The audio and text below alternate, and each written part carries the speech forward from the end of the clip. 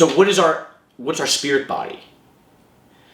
Our spirit body is more subtle energy than our physical body that envelops us, right? Some people can perceive color and light coming off people. That's called your aura. There's also an etheric nature to your spirit body that kind of has like a soft white glow gently around your body. I have difficulty perceiving this on other people when I'm wearing corrective lenses, but when I take my glasses off, I can actually see the light glow of any person in front of me, which is pretty fun to think about because, you know, when you encounter a person and you see that they are glowing, it reminds you that they are a divine being of light.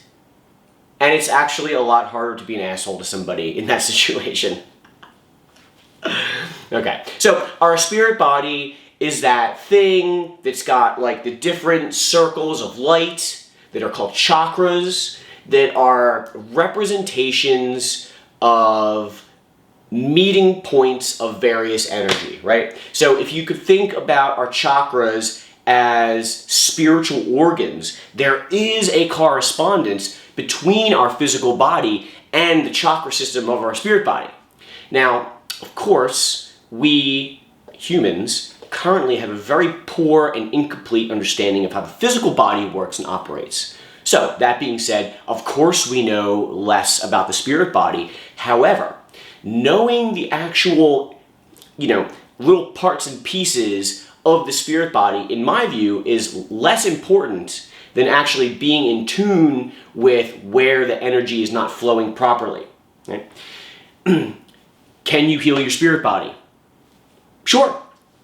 However, it's only temporary. In these modern times,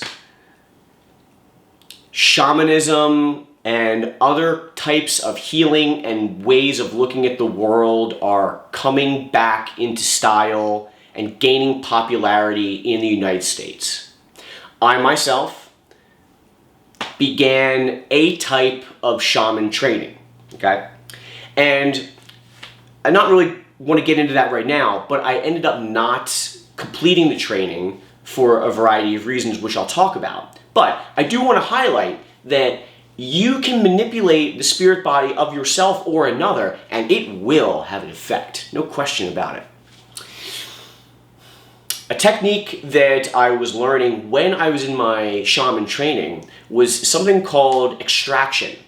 And this is the concept that we have spiritual entities that are external to us, that hook into us and manipulate us, our injuries or our soul-based errors, and we experience a variety of ill effects because of this, right? And depending on the kind of injury, it's going to affect the different part of your spirit body, okay? So the way an extraction worked in the way that I was taught was that you have a conversation with your practitioner who's performing this extraction. You tell them about the issue that you're having.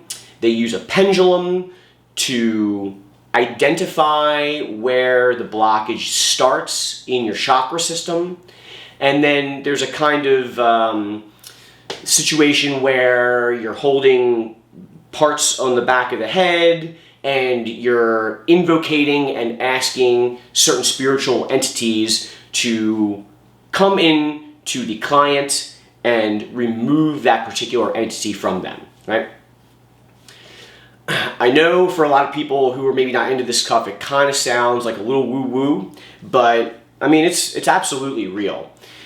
The first experience that was profound that I had was when a classmate of mine was performing an extraction on me, and when she went and performed the notion of actually pulling the spiritual material out of me, I could actually feel like a stream of thick, invisible gunk coming out of me. And I actually felt lighter, like to the point where like I was like, jumping around the room and singing in joy because I really did feel like 50 pounds lighter because there was this particular issue related to a woman that I was interacting with that was non-healthy on all kinds of levels. And I did not want to interact with this person anymore.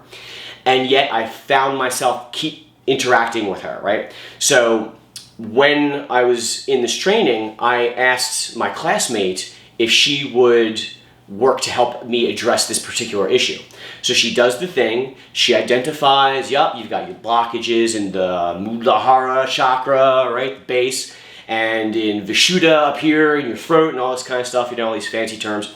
And, you know, she used her pendulum to show via energetic, you know, an energetic signature where the blockages were. And we can talk about pendulums and other things in other videos. Those are metaphysical tools and they do have their place. But one thing I noticed was after the extraction, I felt great in this particular area for about 5-6 months, and then the feelings started coming back. Yeah.